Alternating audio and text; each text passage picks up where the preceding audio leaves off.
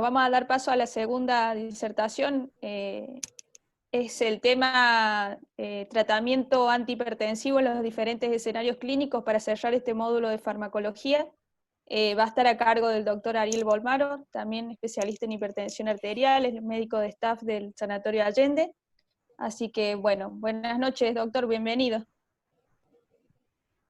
Hola, ¿cómo les va? Hola, Bolmaro, ¿cómo le va? Buenas noches. ¿Qué tal? ¿Cómo le va, doctor? Bien, ¿cómo estás? Hola. Bien. ¿Qué tal? Bueno, para que pongo... Ayer estuvimos practicando con Mauro.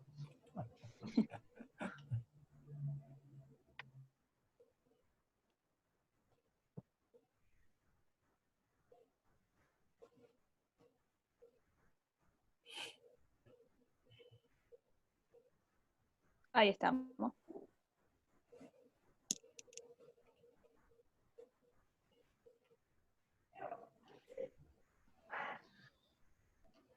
Bueno, ayer le decía a Mauro que le preguntaba cómo fue el desarrollo de todo esto, porque cuando me habló el doctor Villegas, me dio este título, Esquemas de tratamiento antihipertensivo en diversos escenarios clínicos, y me nombró 3 escenarios: diabetes, cardiopatía isquémica, insuficiencia renal. Yo le agregué 2, fibrilación auricular y pacientes ancianos, ¿sí? Pero antes voy a hacer una introducción, porque en realidad ir directamente al escenario clínico es bastante corto y bastante acotado, y si uno no explica antes algunas otras cosas, entonces Mauro estuvo de acuerdo, así que cualquier cosa le dicen a Mauro. Bueno, me voy a basar en 3 guías. En la guía de la europea del 2018, me voy a basar también en el consenso de hipertensión arterial 2017-2018, que es un consenso entre 3 sociedades: la Sociedad Argentina de Cardiología, la Federación Argentina de Cardiología y la Sociedad Argentina de Hipertensión Arterial, y algunas cositas de una guía que recién se ha publicado, que es la guía de hipertensión de la Sociedad Internacional de Hipertensión, que se ha publicado hace muy poco. Más o menos esto es el esquema. A modo de introducción, bueno, sabemos que los pacientes hipertensos tienen un riesgo elevado de eventos cardiovasculares. En amarillo, pacientes normotensos, y en celeste, pacientes hipertensos. Tienen riesgo elevado tanto de enfermedad coronaria, como de accidente cerebrovascular, como de arteriopatía periférica y como de insuficiencia cardíaca. Y tanto en varones como en mujeres. Lo otro es que el riesgo de mortalidad cardiovascular se duplica por cada incremento de 20 milímetros de mercurio de sistólico y o 10 milímetros de mercurio de diastólica.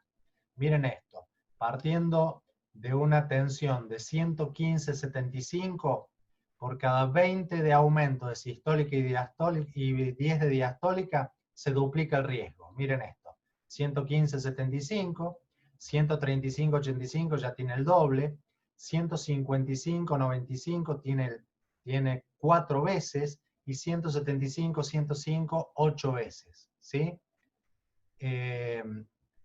Esto es muy importante cuando hablamos en el tratamiento de bajar el riesgo.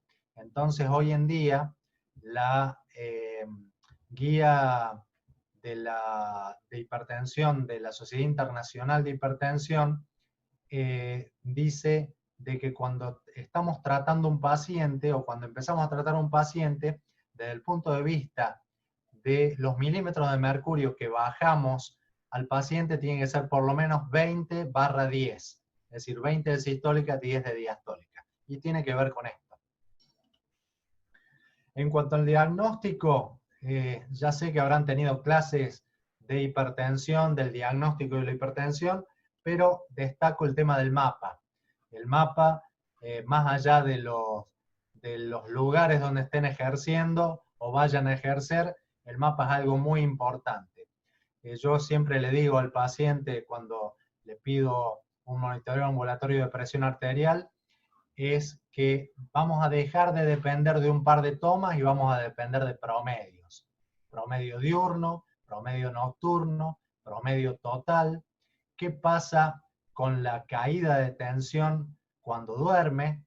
Es decir, que es muy importante. ¿Qué pasa con la elevación matutina? Al final de la charla voy a hablar de un estudio que se publicó a fines del año pasado, que es con respecto a cuándo dar las medicaciones, en qué momento del día dar las medicaciones de la tensión, ¿sí? Y tiene que ver sobre todo con la elevación matutina, fundamentalmente, y con la presión nocturna. En cuanto a valoración del riesgo global, como dije anteriormente, no tratamos valores tensionales, tratamos riesgo. Es decir, la idea es bajar el riesgo del paciente hipertenso. Entonces, esto está publicado en el consenso de hipertensión, el consenso argentino. Acá tenemos los límites, perdón, acá tenemos los valores de presión y acá tenemos las características, es decir, factores de riesgo adicionales, diabetes, enfermedad de órgano blanco y condición clínica asociada. Como verán, de los pacientes que entran a nuestro consultorio, la mayoría son de moderado, alto y muy alto riesgo, ¿sí? Y esto es de la guía del 2020,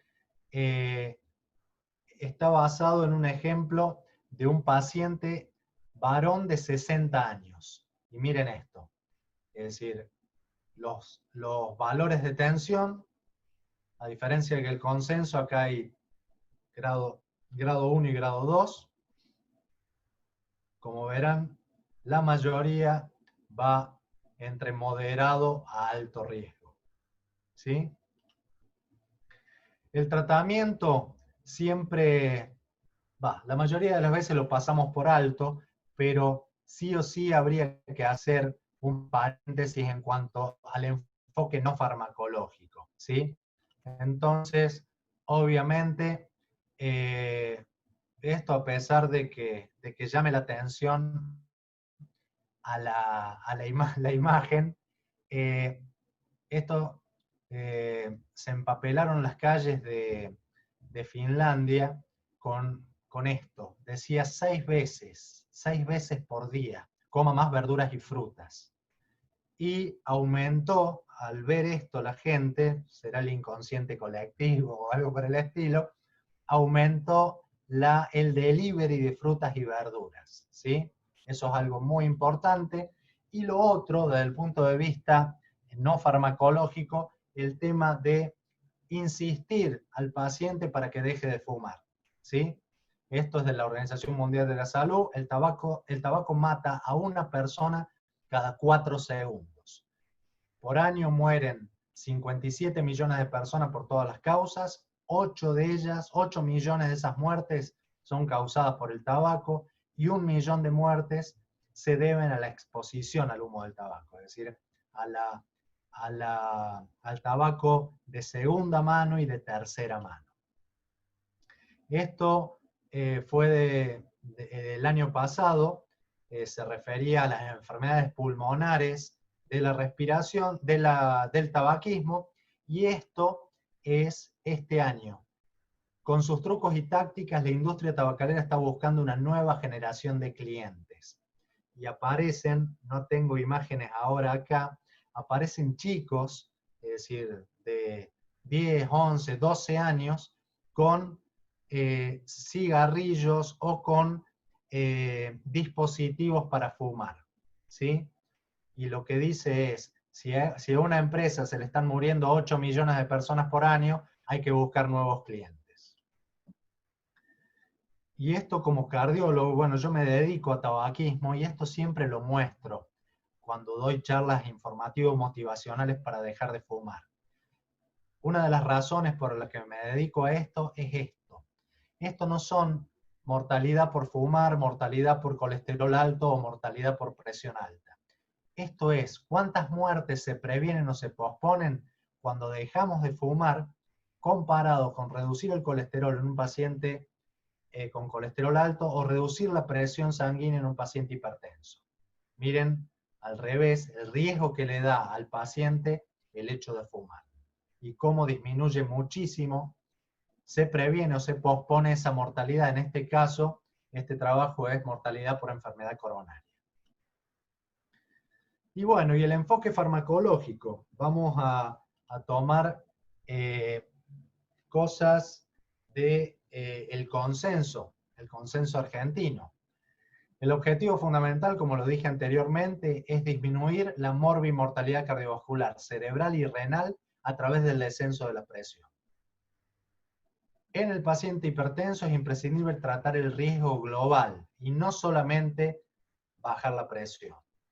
La elección de un fármaco antihipertensivo debe considerar tanto su eficacia terapéutica como sus efectos preventivos cardiovasculares, cerebrales y renales. Y se recomienda el uso de fármacos de acción prolongada que permiten un tratamiento en única dosis diarias para facilitar la adherencia. Se debe procurar alcanzar progresiva y gradualmente los objetivos tensionales dentro de los 3 meses. En casos particulares, de acuerdo al riesgo, puede resultar necesario un descenso tensional más rápido. Algunos fármacos requieren un periodo de hasta 15-20 días para alcanzar su efecto hipotensor máximo. Se recomienda respetar este tiempo siempre que sea posible antes de titular dosis. Para la elección del tratamiento farmacológico es importante conocer la respuesta a tratamientos previos. Obviamente, si tenemos un paciente que hizo tos con priles, no le vamos a dar un pril. Si un paciente hizo edemas bimaleolares con amlodipina, bueno, vamos a no darle amlodipina. O si me tocó una vez un paciente que hizo tos con priles, edemas bimaleolares con calcio antagonistas, y, ¿cómo se llama? Calambres con diuréticos. Era un paciente muy difícil de tratar, pero bueno, ahí está un poco el arte de titular dosis, etc. La estrategia terapéutica elegida debe tener en cuenta la condición socioeconómica del paciente. Eso es obvio porque es un tratamiento crónico. El objetivo terapéutico en todo paciente de 16 a menos de 80 años es disminuir a menos de 140/90 la presión. El inicio del tratamiento antihipertensivo debe iniciarse en todo paciente con un nivel 1 o superior. Y en pacientes con bajo riesgo cardiovascular se puede iniciar el tratamiento con cambios de estilo de vida por un lapso de tiempo no mayor a 6 meses. Hablando de drogas antihipertensivas, a lo largo del tiempo, lo que ha mejorado ha sido la efectividad de las drogas y la tolerabilidad de las mismas, ¿sí? Es decir, en un momento se decía que los bloqueantes de receptores de angiotensina y los diuréticos a bajas dosis, similtiazídicos, eran las drogas mejor toleradas, por ejemplo.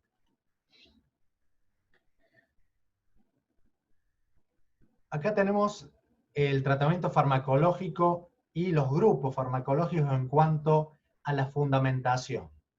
Tenemos fármacos con eficacia comprobada en reducción de morbimortalidad cardiovascular en estudios comparativos con otros grupos farmacológicos. Tenemos bloqueantes del sistema renina-angiotensina, ya sea IECA o ARA2.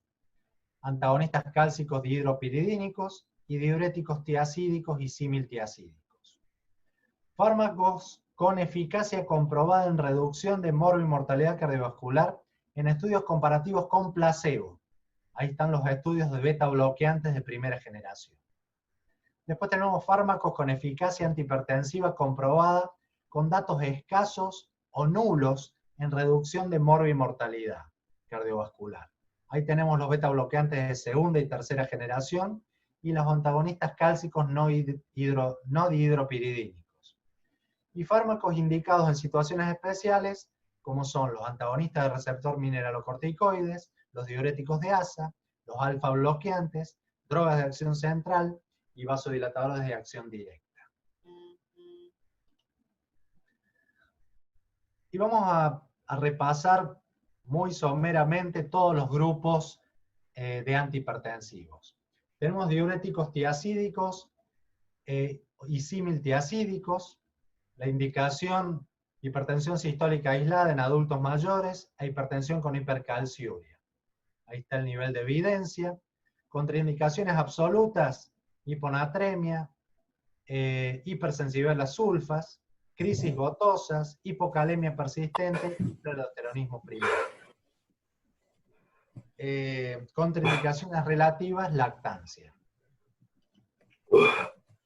Una vez tuve que dar una charla, y la charla decía: ¿son todos los diuréticos iguales? Y bueno, yo terminaba la charla diciendo esto: no son todos iguales. Recomendación: no usar hidroclorotiazida, usar clortalidona o indapamida, que son los diuréticos similtiacídicos. Después podemos charlar por qué al final de la charla. De todas formas, los diuréticos que están en asociaciones, debe ser por un tema químico o algo por el estilo, es siempre hidroclorotiazida, en general. Hay también asociaciones con indapamida. Diuréticos de asa, la indicación es cuando tenemos un hipertenso con un filtrado glomerular menos de 30 mililitros minuto. Contraindicaciones absolutas y relativas similares a las anteriores. Antagonistas de los receptores de mineralocorticoides.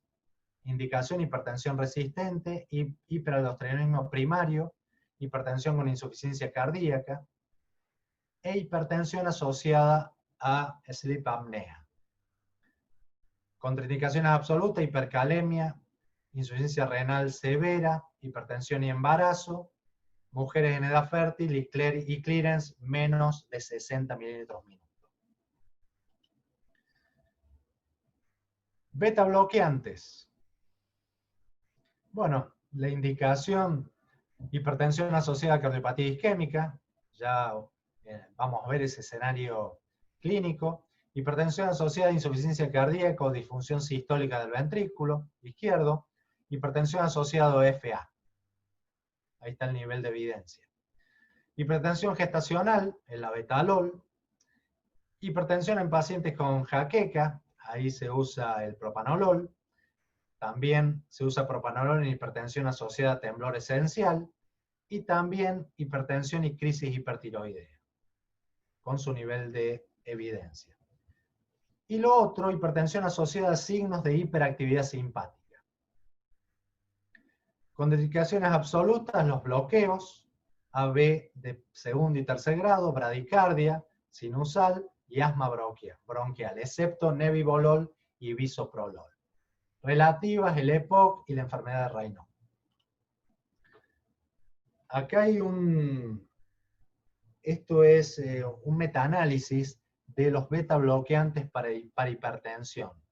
Y como verán, no quiero ser malo con los beta bloqueantes, pero en general no, son peores para todas las condiciones dadas. Llámese muerte, muerte cardiovascular, infarto y accidente cerebrovascular. Esto cuando se compara con diuréticos. Cuando se comparó con antagonistas cálcicos, son peores en las 4 cosas. Y cuando se comparó con IECA y ARA2, en cardiopatía isquémica son mejores los beta bloqueantes. En el resto de lo analizado, no. Calcio antagonistas, indicación: hipertensión sistólica aislada, de hidropiridínicos, hipertensión ¿qué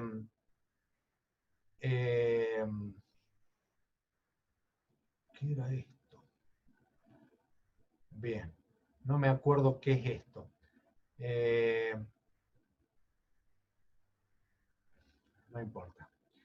Hipertensión con taquiarritmias supraventriculares, por ejemplo, verapamilo, es decir, no dihidropiridínicos.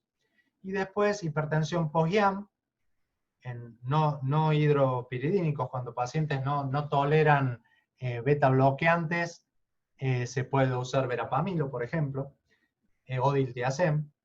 Hipertensión luego del primer trimestre del embarazo, dihidropiridínicos. Hipertensión secundaria a AINES, inmunosupresores, eritropoyetina, cocaína, también dihidropiridínicos. Ahí está el nivel de evidencias. Las contraindicaciones absolutas para los no dihidropiridínicos, bloqueo AB de segundo y tercer grado, e insuficiencia cardíaca con deterioro de la fracción de eyección. Relativas, taquicardia y embarazo, para los no dihidropiridínicos el embarazo, por el tema de la bradicardia fetal. Bloqueante del sistema renina-angiotensina. Bueno, la indicación: hipertensión en paciente de alto riesgo, hipertensión asociada a enfermedad coronaria, hipertensión asociada a insuficiencia cardíaca con fracción de eyección reducida, hipertensión con hipertrofia ventricular izquierda, hipertensión con enfermedad renal crónica e hipertensión asociada a diabetes. Y también hipertensión en pacientes con riesgo de desarrollar diabetes. Ahí están los niveles de evidencia. Contraindicaciones absolutas: embarazos, estenosis de arteria renal en riñón único e hipercalemia. Relativa, estenosis bilateral de arterias renales con descenso del filtrado glomerular más del 25-30%, mujeres en edad fértil, lactancia. Y después tenemos otras, como son alfa bloqueantes, drogas de acción central y vasodilatadores directos. Estos no se usan tanto, por lo cual no vamos a hacer tal comentario. De todas formas, esta charla queda grabada, así que la van a tener para usarla. Con respecto a las combinaciones farmacológicas recomendadas, en verde lo preferente, que son IECA o ARA2 más antagonistas cálcicos dihidropiridínicos, o IECAS ARA2 más diuréticos tiacídicos o similtiacídicos. Combinaciones posibles: diuréticos y beta bloqueantes, y diuréticos y calcio antagonistas, y combinaciones reservadas a situaciones especiales: beta bloqueantes y antagonistas cálcicos, y beta bloqueantes con bloqueantes del sistema renina-angiotensina. ¿Por qué hablamos de combinaciones? Porque la monoterapia es inadecuada en más del 50% de los pacientes hipertensos. Miren esto. Miren cómo definían la eficacia. Una tensión arterial diastólica menos de 95%. Menos de 95 milímetros de mercurio, después de un año de tratamiento. Solamente, acá está la línea del 50%. ¿Sí? Y lo otro, en los estudios, en diversos estudios, esta es la cantidad de drogas que se necesitó por paciente para lograr, en este caso, estos niveles de tensión arterial sistólica, 2.9, y en este caso, estos niveles de tensión arterial diastólica, en este caso PAM, y en este caso tanto sistólica como diastólica, 3.5 drogas por paciente. Entonces siempre nos preguntamos, ¿una más? Se pregunta el paciente: doctor, estoy tomando 10 cosas, ¿puedo dejar alguna? Entonces, ahí hacemos referencia al tema de la adherencia al tratamiento y número de dosis diarias. Es decir, a medida que subimos las dosis de los fármacos, bajamos el nivel de adherencia. Miren, 80% en una toma diaria, y baja a un poquito más del 50% cuando son 4 tomas diarias. Por eso el tema de las combinaciones y de una sola toma diaria. Bueno, y ahora llegamos al tema propuesto de la charla. Esquema de tratamiento antihipertensivo en diversos escenarios clínicos: diabetes, cardiopatía isquémica, insuficiencia renal, fibrilación auricular y paciente anciano.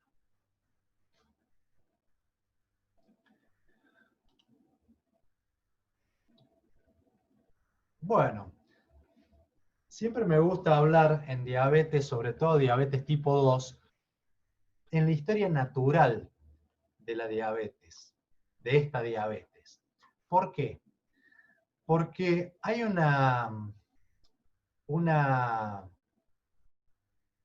tiempo antes del diagnóstico que el paciente va a ir, va a ir presentando mucha enfermedad. Es cuando empieza a aumentar la secreción de insulina, con lo cual aumenta la insulinoresistencia. Todavía los valores tanto de glucemia en ayunas como postprandial están normales, pero este efecto de insulinoresistencia, que muchas veces se llama un estadio de prediabetes, ya va produciendo daño. Y el paciente no tiene ninguna sintomatología, y es decir, también forma parte de esa insulinoresistencia del síndrome metabólico, es decir, obesidad central, hipertensión, triglicéridos altos, HDL baja, etcétera, etcétera.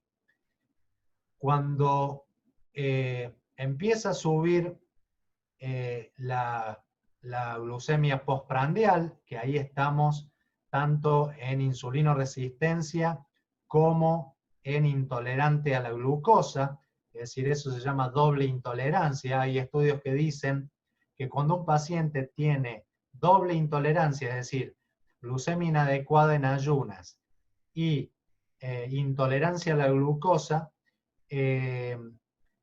a los 5 años un 50% de esos pacientes son diabéticos. Les decía, empieza a subir los valores de glucosa postprandial, empieza a caer la secreción de insulina y empieza a subir la glucemia en ayunas, entonces ahí se hace el diagnóstico de diabetes. Con lo cual, cuando uno diagnostica al paciente con diabetes tipo 2, el paciente primero que lleva enfermo unos 10 años, pero si uno revisa, es decir, de diversas formas al paciente, ya va a tener el paciente en el momento de diagnóstico de su diabetes complicaciones o enfermedad microvascular y macrovascular. La prevalencia de hipertensión en adultos con diabetes es el del 80%. La presencia de hipertensión en la población con diabetes tipo 2 se duplica respecto a la sin diabetes tipo 2. Y la coexistencia de estas dos patologías, hipertensión y diabetes, aumenta marcadamente el riesgo de enfermedad cardiovascular y de enfermedad microvascular con nefropatía y retinopatía. ¿Qué dice el consenso? El consenso argentino de hipertensión arterial. Bueno, iniciar tratamiento farmacológico con presión arterial superior a 140/90. Los inhibidores de la enzima convertidora y los antagonistas de los receptores de angiotensina son de primera línea, especialmente en pacientes con alto riesgo cardiovascular, albuminuria e insuficiencia renal. El objetivo es llevar la presión a menos de 140/90. Tratamiento no farmacológico, disminuir de peso si hay sobrepeso u obesidad, dieta DASH y actividad física. Generalmente se requieren 2 o más drogas para el control de la presión en hipertensos diabéticos. Monitorear la función renal y los niveles de potasio. Y derivar los que no alcancen las metas terapéuticas de presión arterial con la asociación de 3 drogas y aquellos con insuficiencia renal crónica avanzada. Siempre hay que recordar este viejo estudio de Verdecchia, publicado en Hypertension en el 2004, que hablaba de los eventos cardiovasculares en pacientes hipertensos tratados. Miren esto. Esto en celeste, pacientes sin diabetes. En amarillo, pacientes con antecedentes de diabetes. Y en rojo, pacientes con diabetes de reciente comienzo. Miren el tiempo hasta el evento, vistos hasta más de 12 años. Los pacientes con diabetes reciente o conocida tuvieron el triple de probabilidades de sufrir un evento cardiovascular que los que no tenían diabetes. Acá hay que tener en cuenta que cuando tratamos al hipertenso diabético, tratamos riesgo. Entonces, es decir, obviamente somos cardiólogos, no somos diabetólogos, pero hay que tener en cuenta que el paciente tiene que controlar, probablemente tiene que tomar dosis bajas de aspirina, probablemente, de acuerdo a sus niveles de colesterol, tiene que estar tomando una estatina, y probablemente, no probablemente, sino obligatoriamente, el paciente debería manejar una hemoglobina glicosilada menos de 7.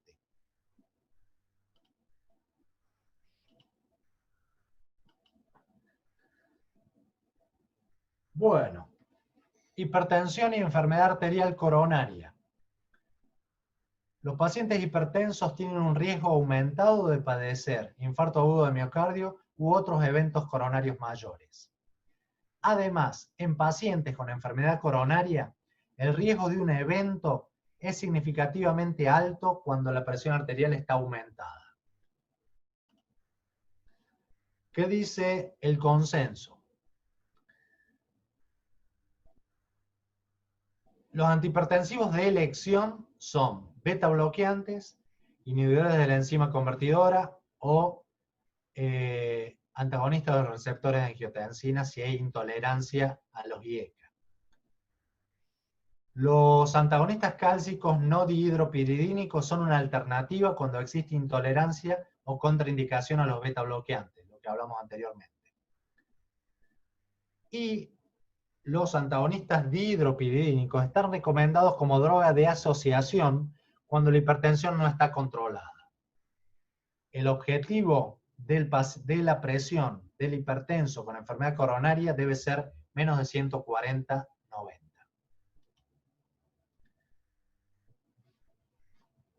Esto está en las guías del 2018.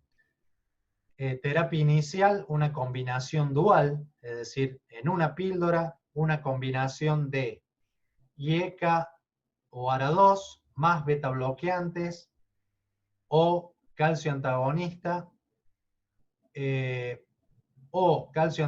más diurético o beta bloqueante más diurético. Considerar monoterapia en pacientes de bajo riesgo y en pacientes muy ancianos, más de 80 años, o en pacientes frágiles, que ya vamos a ver qué es. Segunda etapa ante un no control de la hipertensión, triple combinación de los de arriba, es decir, IECA beta bloqueantes y diuréticos, y ARA2 beta bloqueantes y diuréticos, IECA beta bloqueantes, IECA calcio antagonistas y diuréticos, y lo que se pretende es en la misma pastilla para aumentar la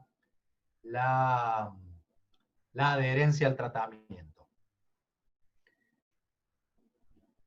Bueno, considerar iniciar la terapia con esta triple combinación cuando la presión sistólica es más de 130 en pacientes con muy alto riesgo con enfermedad cardiovascular establecida.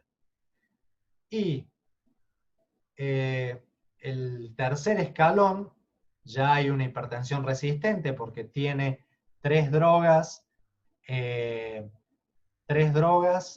una de ellas un diurético y no hay control de la hipertensión.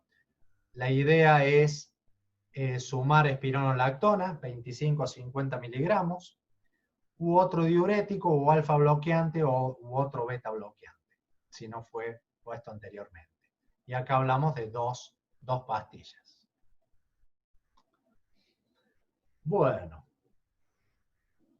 Hipertensión arterial y enfermedad renal crónica.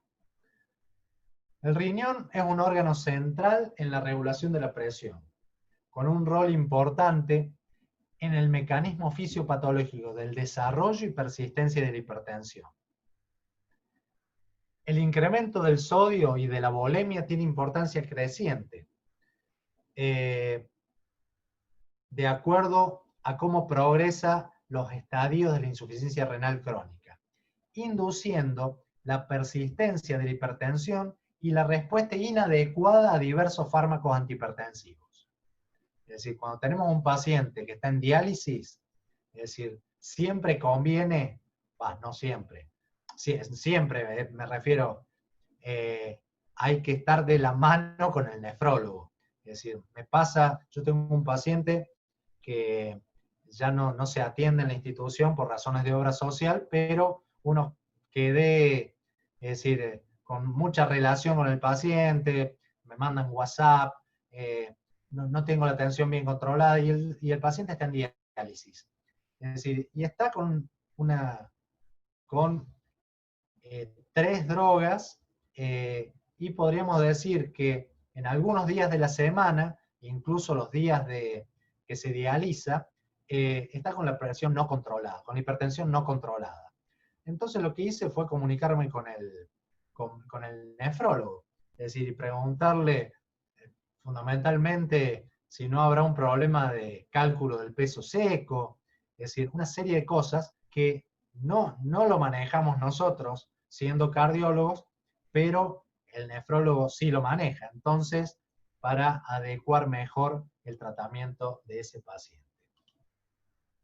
La nefropatía hipertensiva es la segunda causa de pérdida de función renal en nuestro país. La hipertensión es muy prevalente en la enfermedad del parénquima renal, especialmente cuando se afectan las estructuras vasculares renales y glomerulares, y particularmente cuando la misma es secundaria a nefropatía diabética, alcanzando el 80% de los pacientes. En estos casos, la prevalencia de hipertensión es cercana al 50%. Bueno, ¿y cómo es la idea acá? Porque obviamente siempre tenemos que hablar. Es decir, cuando hablamos de insuficiencia renal, la definición es tener un clearance menos de 60 mililitros minuto barra 1.73 metros cuadrados. Pero distinto es ese paciente al paciente que ya tiene una enfermedad renal crónica terminal, entre comillas, y está en diálisis. Terapia inicial, una combinación de 2 drogas, considerar beta bloqueantes si hay una indicación para su uso, como dice acá. El segundo estadio es una triple combinación, diurético o diuréticos de asa, según el clearance. Es decir, los diuréticos tiacídicos y similtiacídicos sirven para un clearance más de 60 mililitros minuto. Por debajo de eso, mejor dicho, más de 30 mililitros minuto. Por debajo de eso se usan diuréticos de asa. Y cuando estamos en hipertensión resistente, lo mismo que dijimos anteriormente, administrar espironolactona, pero tener en cuenta el tema del grado de insuficiencia renal. También alfa bloqueantes u otro beta bloqueante. ¿Qué dice el consenso?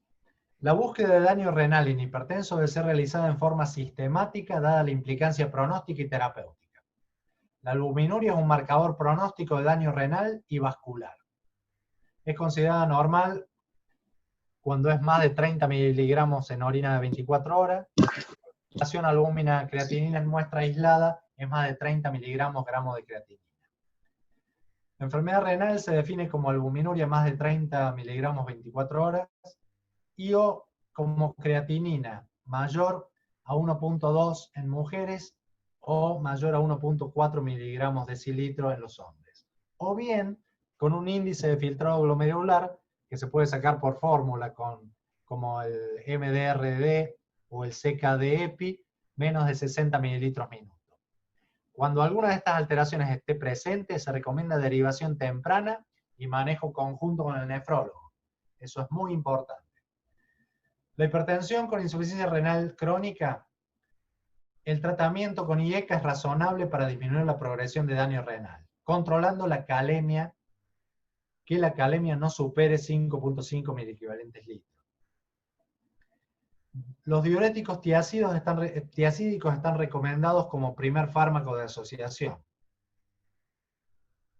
pero en insuficiencia renal crónica avanzada, un clearance menos de 30, debe usarse diuréticos de ASA. La meta de presión arterial en pacientes con insuficiencia renal crónica es menos de 140/90. Puede considerarse un objetivo más bajo en pacientes jóvenes con proteinuria. Hipertensión y fibrilación auricular.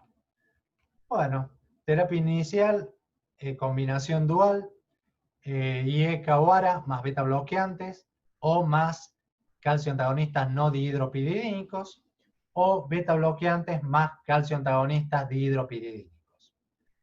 Segundo estadio, triple combinación, IECA o ARA más beta bloqueantes, más calcio antagonistas, o diurético, o beta bloqueante más dihidropididínicos más diuréticos. Tener en cuenta acá el tema de la anticoagulación oral, que eso va de acuerdo al score, el CHAD-VASc, que cuando es 2 o más requiere anticoagulación oral.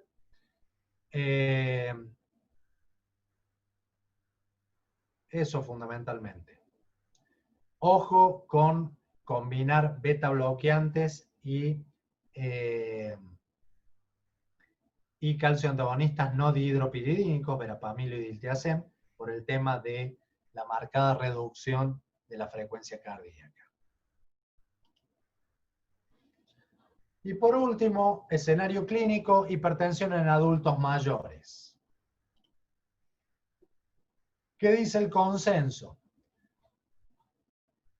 El registro de la presión arterial en estos pacientes en posición sentado y de pie en búsqueda de hipotensión ortostática. Medir la presión fuera del consultorio debido a la presencia de mayor fenómeno de alerta. Es decir, estos pacientes tienen indicación de o MAPA o tomas domiciliares de presión. Realizar varios registros por vez por la mayor variabilidad característica de este grupo etario. El tratamiento antihipertensivo. Primero, investigar la presencia o no de fragilidad, ya que eso va a determinar la terapéutica. Ya les muestro qué es esto de fragilidad.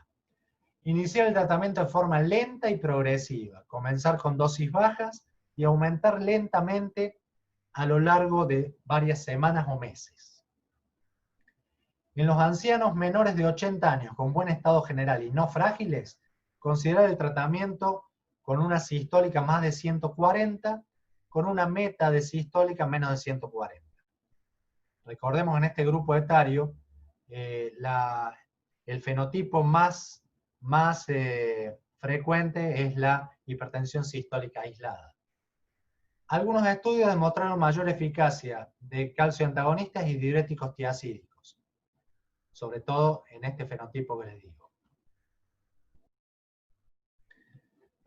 En mayores de 80 años, continúa el tratamiento con el tratamiento farmacológico si es bien tolerado. Iniciar tratamiento antihipertensivo con fármacos en mayores de 80 años sin fragilidad, con sistólicas más de 160, con un objetivo de sistólica entre 140 y 150.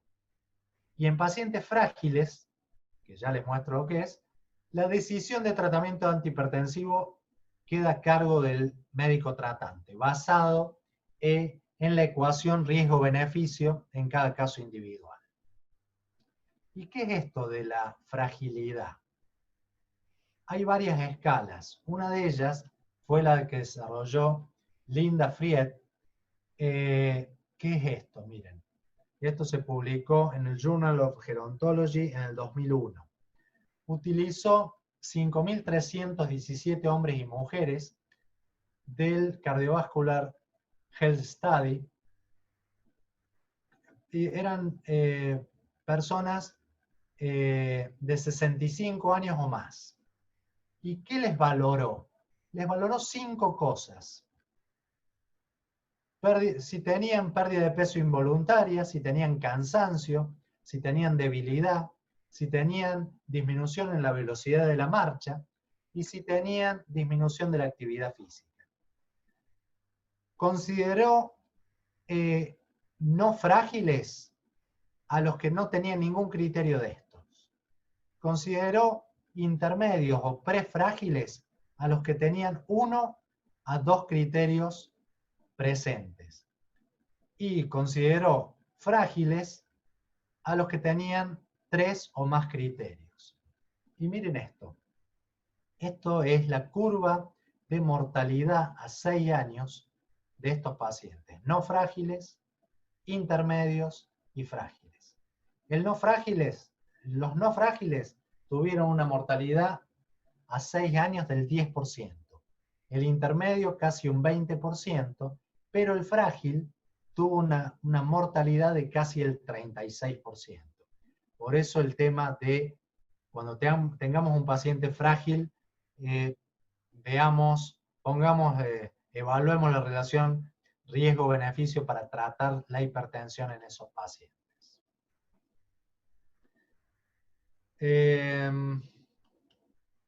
Y lo que les dije anteriormente, el año pasado se publicó esto, creo que fue en noviembre, en el European Heart Journal, el estudio IGIA, que compararon 2 grupos de pacientes hipertensos. Unos a los que le daban toda la medicación para controlar su tensión a la mañana, es decir, con el desayuno. Y el otro grupo, pacientes que le daban toda la medicación para controlar su hipertensión a la noche. Y lo siguieron en el tiempo. Y miren lo que pasó. Miren esto. Dar la medicación a la noche fue mejor en todos los ítems analizados. En los eventos totales, en los eventos cardiovasculares totales, en los resultados de eventos cardiovasculares, en stroke, en eventos coronarios, en eventos cardíacos y en eventos menores. Por lo cual, tengan en cuenta esto y den la medicación, y aparte en una sola dosis, por el tema de la adherencia, a la noche a los pacientes.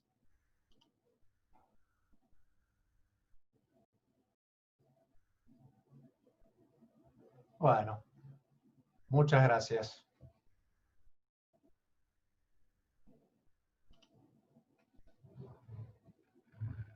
¿Preguntas? Muchas gracias, doctor.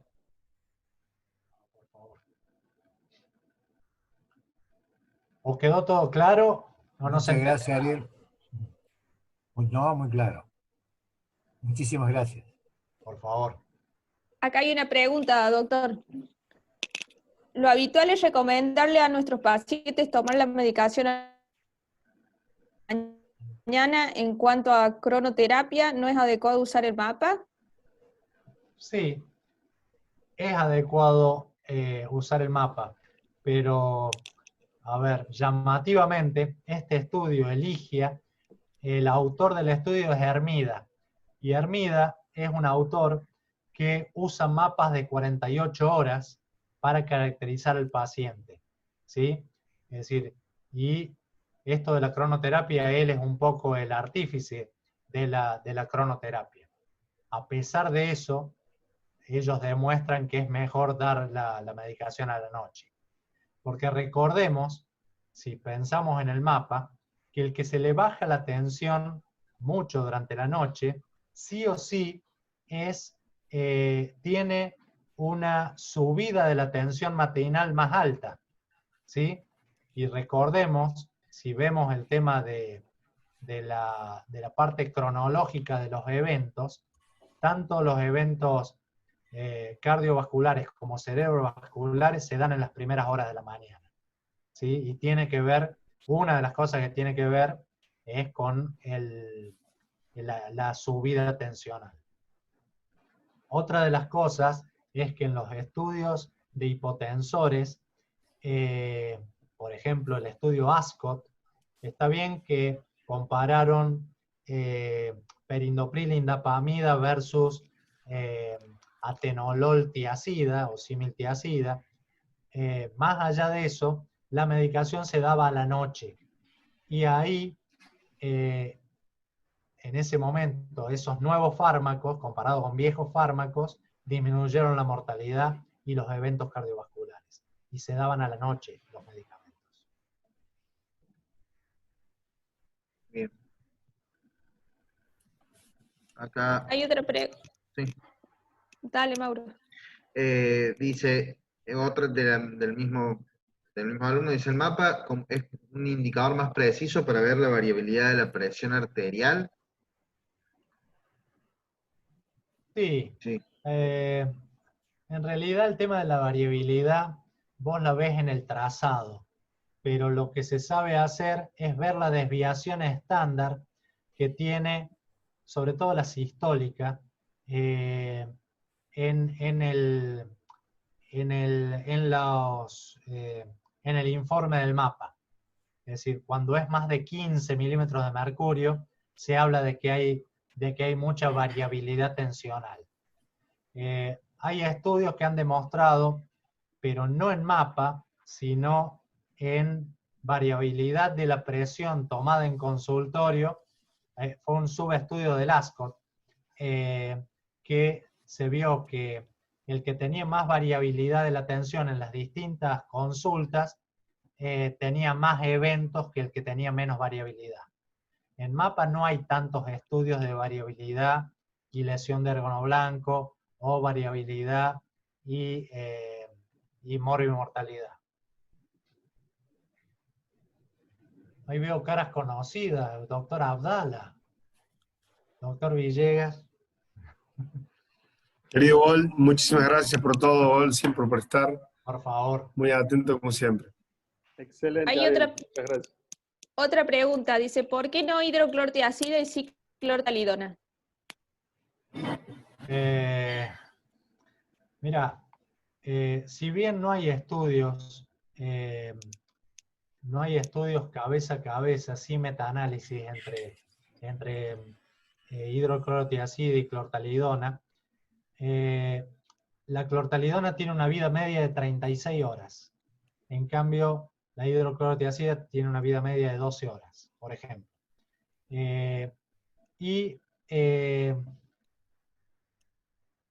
Cuando se hacen metaanálisis, hidroclorotiazida aumenta mortalidad, ¿sí?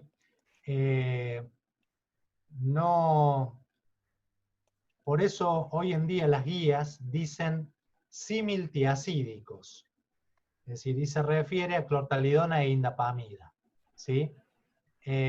Pero lo que les decía anteriormente, cuando usamos combinaciones, que debe ser por un tema químico, de la asociación química de los fármacos, está la hidroclorotiazida. Así que, pero si uno tiene que elegir, yo elijo o clortalidona o indapamida. Indapamida hay ¿cómo se llama? Asociaciones con priles, es decir, perindopril, indapamida, por ejemplo. Ahora, con clortalidona creo que había atenolol clortalidona, que no sé si sigue viniendo, que no me acuerdo el nombre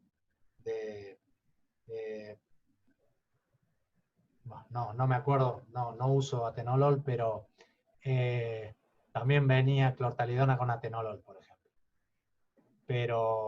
Y después hay varios análisis de por qué es mejor clortalidona y indapamida.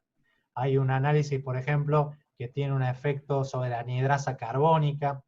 En el tema de indapamida tiene un efecto calcio antagonista, es decir, Y no nos olvidemos de que se eligió clortalidona en el estudio del HAT, por ejemplo.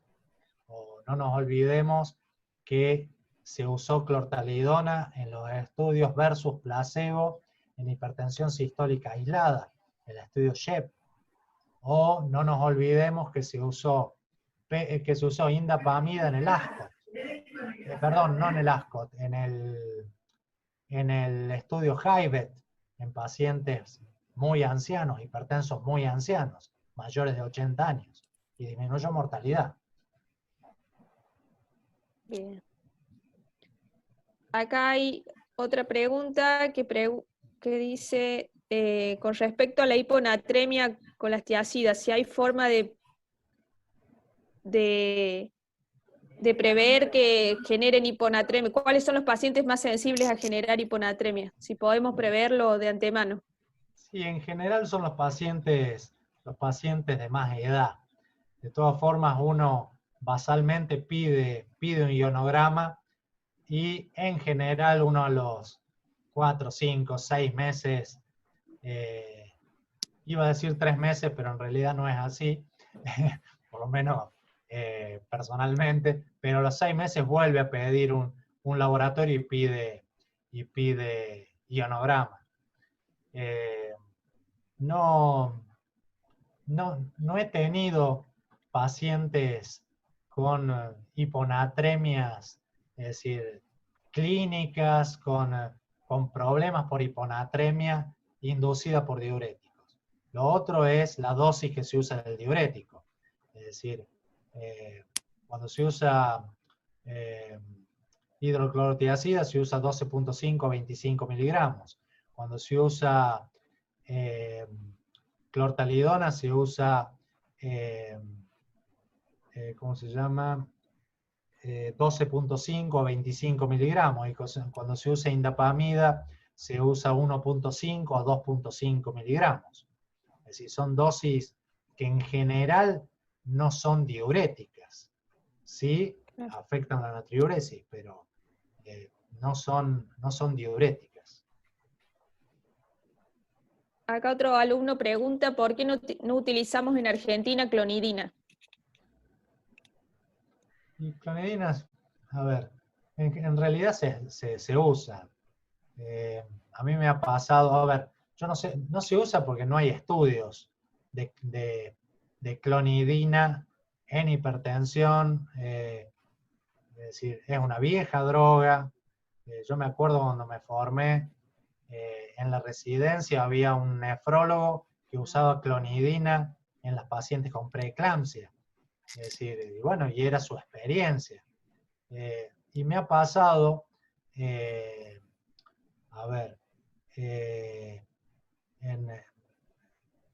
yo voy a un lugar del interior desde el año 96, que pacientes que están tomando clonidina, yo qué sé, propanolol, y uno dice, no, vamos a cambiar, y están bien controlados, ¿no? Vamos a cambiar por drogas que uno maneja, yo qué sé, se lo cambia y no lo podés controlar, y volvés a la clonidina y a la, yo qué sé, propanolol. Pero Claro. creo que no se usa, es decir, son drogas que ya dejaron de usarse. No, todavía hay gente que, a ver, hay pacientes con cierta edad que todavía toman, Darío, Benplas era, ¿no? El Benplas, Benplas. exactamente. Y el catapresán endovenoso que se trataba diluyendo una ampolla en 10, íbamos haciendo de a 1 centímetro Sí. una crisis hipertensiva con un susto tremendo porque era muy enérgico para bajar la tensión. Claro. ¿Sí? Y Sí, la eso sulfanicia usaba, papaverina y todas esas cosas. sí. Bueno, esto de la clonidina usaba Freire Claro. usaba en las preeclámpticas. Así es la cosa. ¿Sí? Sí. Que se daba, inclusive se daba muy progresivamente, de a poquito, porque no sabíamos la respuesta. Igual que cuando se daba el prazosin, ¿te acordás? Que se daba también muy a poquito. Sí. Por el Bloqueante tema del alfa. efecto de la primera dosis y todo El eso. efecto de la primera dosis, que había que tomarlo en cama. ¿Te acordás que había que tomarlo en cama? Porque si se cae, se rompe. Sí. Bueno.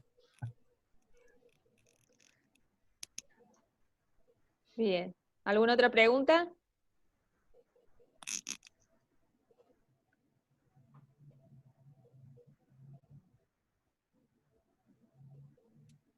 Bueno, con esto damos por finalizado. Muchísimas gracias, doctor Bolmaro. Gracias por la predisposición de siempre. Muchísimas gracias, Bolmaro. Un saludo a todos, especialmente a los muchachos de La Rioja que hacen un esfuerzo por estar presentes. Vamos todavía por La Rioja.